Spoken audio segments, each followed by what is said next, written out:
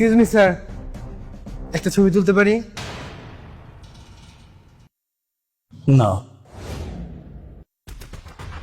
জি sir.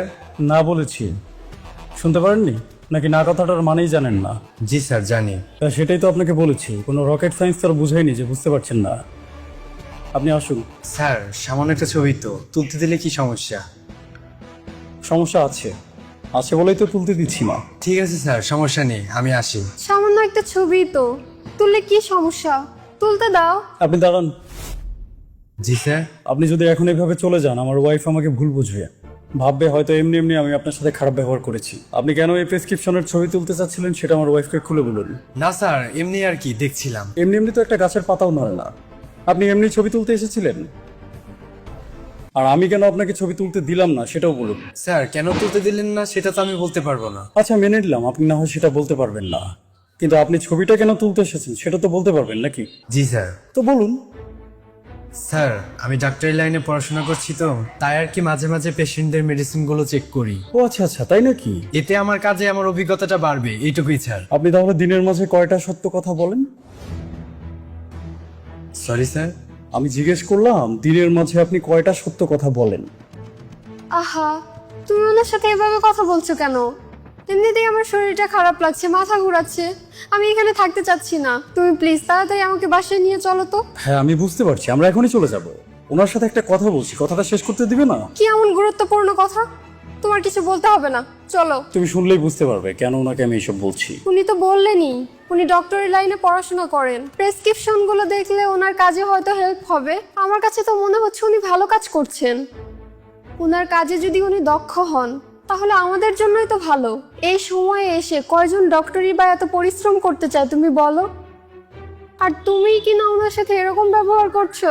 Sir কিছু মনে করবেন না, তবে উনি ঠিক কথাই বলেছেন। ও আচ্ছা আচ্ছা, তাই না?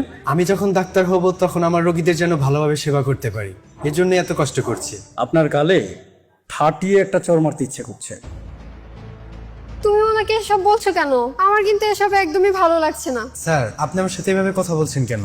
আপনি প্রেসক্রিপশনের ছবি তুলতে এসেছেন, এজন্য আপনার উপর আমার রাগ হয়নি, কিন্তু ছবি তোলার কারণটা যে আপনি মিথ্যে বললেন সেজন্য আপনার উপর আমার প্রচন্ড রাগ হচ্ছে। আপনার অন্তত সত্যটা বলা উচিত ছিল। তুমি যদি ওনার সাথে এভাবেই কথা বলো তাহলে কিন্তু আমি একা একাই বাসায় চলে যাব। আমি চেয়েছিলাম উনি এই বিষয়টা নিজের মুখে বলবেন, কিন্তু উনি তো বলবেন না, তাই আমাকেই বলতে হবে।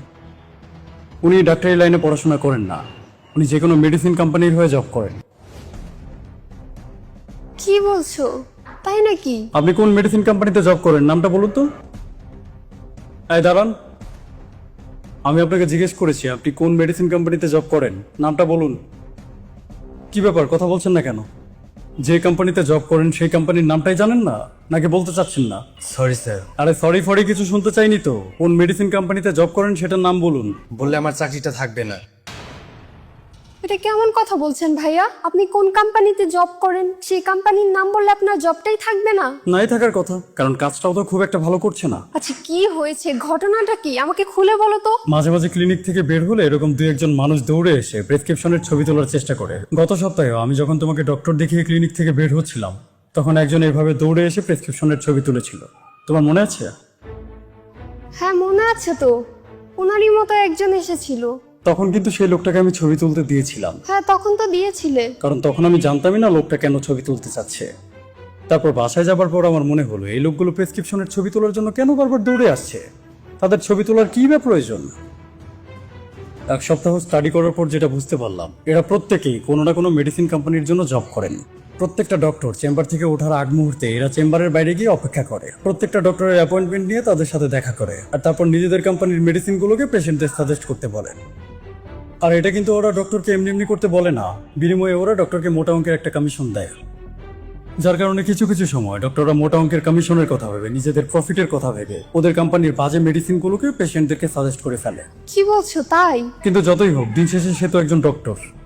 কিছু কিছু সময় রোগীর অবস্থা দেখে ডক্টরদের অনেক বেশি মায়া হয়, তখন তারা ভালো কোম্পানির মেডিসিন রোগীকে সাজেস্ট করে। কিন্তু প্রেসক্রিপশনে অন্য কোম্পানির ভালো মেডিসিন লেখার পর আমরা যখন সেই প্রেসক্রিপশন নিয়ে বাইরে আসি তখন ওরা আবার বাইরে দাঁড়িয়ে থাকে প্রেসক্রিপশনের খবর নেওয়ার জন্য।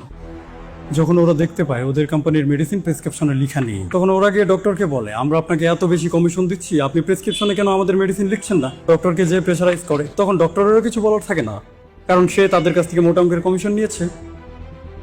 এখানে আমরা ওদেরকে প্রেসক্রিপশনের পিকচারটা নিতে দিচ্ছি বলে ডক্টর চাইলেও আমাদেরকে ভালো মেডিসিন সাজেস্ট করতে পারছে না। এই যে আপনারা নিজেদের কোম্পানির মেডিসিন ডক্টরদেরকে বলছেন পেশেন্টদের সাজেস্ট করতে। আপনাদের মেডিসিন কি ভালো? আপনি তো আপনার কোম্পানির নামটাই বলতে চাচ্ছেন না। সুতরাং কত ভালো মেডিসিন আপনার কোম্পানি বানায় সেটা আমি বুঝতে পারছি। আপনি উল্টাপাল্টা একটা মেডিসিন কোম্পানিতে জব করেন, সেই কোম্পানির মেডিসিন আবার আপনি ডক্টরকে বলেছেন সাজেস্ট করতে, ডক্টর সাজেস্ট করেও দিয়েছে। এখন আপনি আবার প্রমাণ করতে এসেছেন ডক্টর সাজেস্ট করেছে কি করেনি। এটার মধ্যে আমি আপনাকে কেনই বা হেল্প করবো? তাতে আমার লাভটা কি? লাভ তো দূরের কথা, আমি তো এখানে ক্ষতি ছাড়া কিচ্ছু দেখছি না। I am really sorry sir. আপনি সরি বলছেন কেন? মানুষের জীবন মরণের প্রশ্ন, এত ইম্পর্টেন্ট একটা জায়গায় এসে জাস্ট সরি বলে দিলেই তো হবে না। এভাবে তো প্রতিনিয়ত আমরা পেশেন্টরা ক্ষতিগ্রস্ত হচ্ছি। আপনি কিভাবে ভাবলেন আমি আপনাকে পিকচারটা নিতে দেবো? আসলে এই জবটা আমার করার কোনো ইচ্ছে ছিল না, কিন্তু পড়াশোনার শেষে কোনো জব পাচ্ছিলাম না। এদিকে ফ্যামিলিতে অনেক সমস্যা চলছে। আমি পরিবারের বড় ছেলে, আমারও তো কিছু দায়িত্ব আছে, তাই বাধ্য হয়ে এই চাকরিটা আমি নিয়েছি স্যার। হ্যাঁ ঠিক আছে, আমি আপনার ব্যাপারটা বুঝতে পারছি, কিন্তু তাই বলে আমরা তো নিজেদের হেলথের উপর কম্প্রোমাইজ করতে পারি না। আপনি বিপদে পড়ে এই জবটা করছেন, চেষ্টা করুন যদি ভালো কোনো জব ম্যানেজ করতে পারেন সেখানে সুইচ করতে।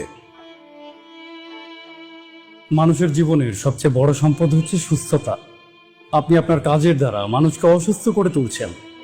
আপনার সাজেস্ট করা মেডিসিন নিয়ে একজন মানুষ যদি অসুস্থ হয়ে যায়, সেটার দায় কি আপনার উপর যায় না? আপনি কি পারবেন আপনার ফ্যামিলির কোনো মেম্বারকে এরকম বাজে মেডিসিন দিতে? বা যেসব ডক্টরেরা আপনাদের এসব মেডিসিন সাজেস্ট করে তাদেরকে দিয়ে নিজের ফ্যামিলির কাউকে চেক আপ করাতে? যে কাজটা আপনি আপনার নিজের ফ্যামিলির সাথে করতে পারবেন না, সেই কাজটা আপনি আরেকজনের ফ্যামিলির সাথে কিভাবে করছেন? এমন তো না যে তারা আপনাকে বসিয়ে বসিয়ে স্যালারি দিচ্ছে, অবশ্যই অনেক বেশি পরিশ্রম করে মাস শেষে স্যালারি নিচ্ছেন। কষ্ট করেই যেহেতু স্যালারি নিতে হবে, তাহলে এমন কোনো জব করুন যেখানে মানুষের সেবা করার সুযোগ পাবেন। মনে রাখবেন, কর্মফল বলতেও কিন্তু একটা কথা আছে, সব পাপের বিচার কিন্তু পরকালে হবে না। কিছু কিছু পাপের শাস্তি মানুষকে দুনিয়ার বুকেই পেয়ে যেতে হয়। আজকে আপনি যদি জেনে বুঝে একজন মানুষের ক্ষতি করেন, তাহলে সেই পরিমাণ ক্ষতি আপনার উপরে আসার আগ অব্দি আপনার কিন্তু মৃত্যু হবে না। আমি খুবই দুঃখিত স্যার। না ঠিক আছে, আমিও প্রথমে আপনার সাথে অনেক খারাপ ব্যবহার করেছি। আমি আসলে এমনটা করতাম না, কিন্তু আপনি যখন মিথ্যা বলেছেন আমার প্রচন্ড রাগ হয়েছিল। আমি বুঝতে পারছি আপনি পরিস্থিতির শিকার। ভালো থাকবেন। আসসালামু আলাইকুম। আশ্চর্য ব্যাপার, এরকমও হয়, আমি জানতাম না তো। এখন তো জানলে। হ্যাঁ জানলাম। তাহলে এখন থেকে কেউ যদি তোমার প্রেসক্রিপশনের ছবি তুলতে আসে, তুমি কি তুলতে দেবে? না, মোটেও দিব না। কেন দেবে না? কারণ এতে তো আমাদেরই উল্টো ক্ষতি হবে। এদের কথা শুনে তো ডক্টর আমাদের জন্য ভালো মেডিসিন লিখবে না। এখনো কি বলবে যে আমি ওনার সাথে এমনি এমনি খারাপ ব্যবহার করেছি? খারাপ ব্যবহার তো একটু করেছো, কিন্তু এটুকু করার দরকারও ছিল। যাক, তাহলে বুঝতে পেরেছো।